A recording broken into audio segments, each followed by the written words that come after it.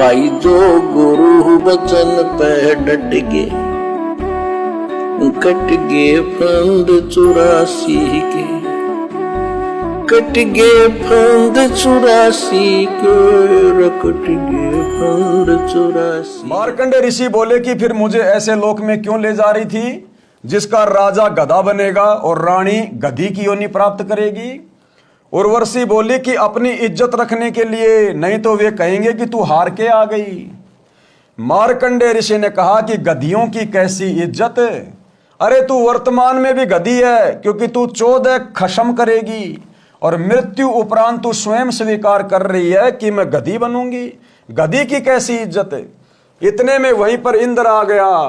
अब इंद्र ने देखा भैया वो तो मार्कंडे ऋषि को नहीं हरा पाई, वो तो उसके तप को खंड नहीं कर पाई, तो मेरी तो इंद्र की पदवी उसको दी जाएगी। तो इतने में हाथ जोड़ के इंद्र भी आ गया कि हे गरीब निवाज, आप इंद्र की पोस्ट को संभालिए। ये नियम होता है, जैसे दो पहलवान आपस में लड़ते हैं, एक हार जाता है तो दोनों आपस में हाथ मिलाते हैं।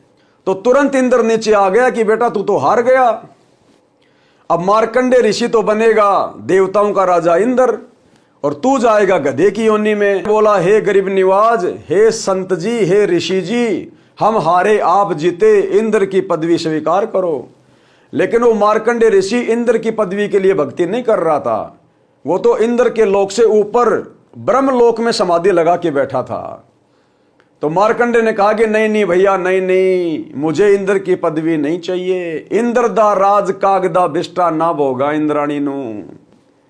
और मार्कंडे ऋषि इंद्र को समझाने लगा कि देख मैं तुझे इंद्र से भी ऊपर की भक्ति बताता हूं।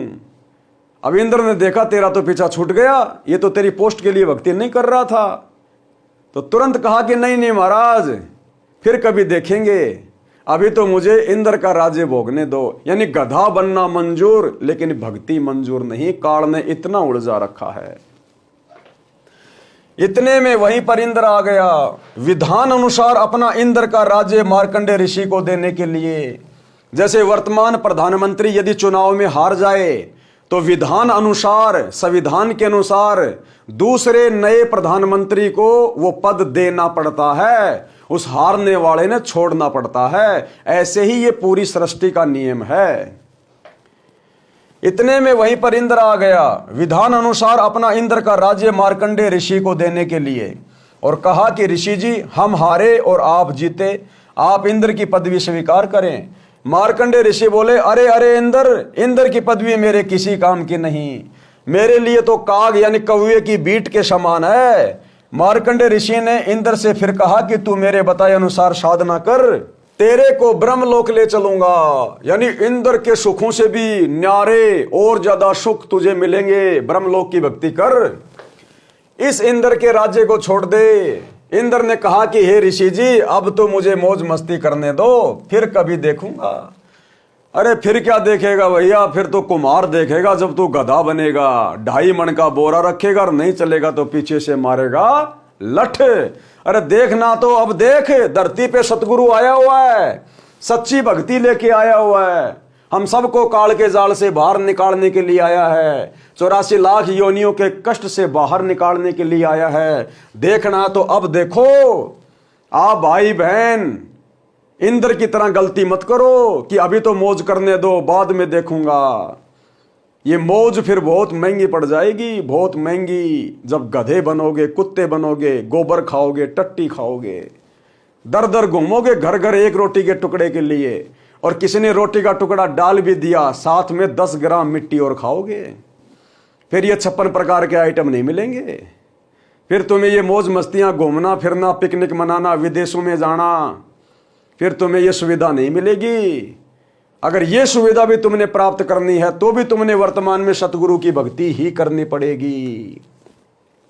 सतगुरु कहते हैं जय तुझे चाहिए राजपाट तो भी धर ले ध्यान हमारा, क्योंकि इन राजाओं को भी वर्तमान में जो राज्य मिला हुआ है वो भी कभी न कभी किसी जन्म में उन लोगों ने इसी सतगुरु की भक्ति की थी, लेकिन पार नहीं हो पाए, मोक्ष नहीं हो पाया उनका, बीच में भक्ति छोड़ दी। तो जितनी उन्होंने भक्ति की, कमाई की, जिस कारण आज वो राजा बने, महाराजा बने, अनिल अंबानी बना है, मुकेश अंबानी बना है, बॉलीवुड का कोई एक्टर बना है, अमेरिका का राष्ट्रपति बना हुआ है, इसी सतगुरु की भक्ति से। और धरती पे कोई सतगुरु नहीं, इनके अलावा दूसरी कोई सत भक्ति नहीं। तो भाई और बहनों, आज मौका है, सहज में सतगुरु हमें उपलब्ध है और सहज तरीके से हम इनकी भक्ति करके अपनी आत्मा का कल्याण करवा सकते हैं। पाठक जनों, विचार करो, इंद्र को पता है कि मृत्यु के उपरांत गधे का जीवन मिलेगा, फिर भी उस थोड़े से सुख को त्यागना नहीं चाहता।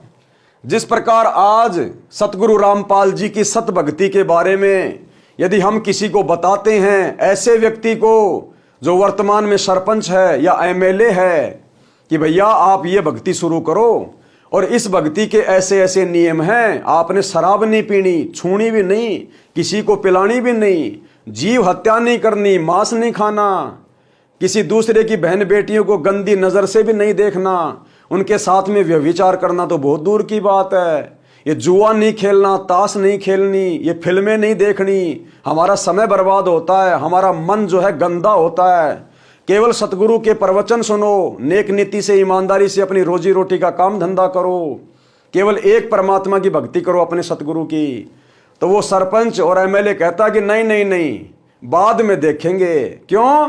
क्योंकि अभी उसको थोड़ा बहुत वो सुख प्राप्त है, जिसको सुख मान रहा है। वो उन सुखों को छोड़ना नहीं चाहता, वो उन बकवादों को छोड़ना नहीं चाहता, वो बुराइयों से दूर नहीं हटना चाहता। क्योंकि अभी वो एमएलए है, सरपंच है, रोजाना शाम को शराब पी के सोता है, मस्ती से बढ़िया घूमता है, खाता है, फिरता है, सरकार उसको पैसा दे रही है।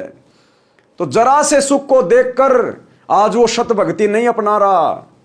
आने वाले समय में ये उसका जी का जंजाल बन जाएगा ये सुख, क्योंकि शरीर तो छूटेगा।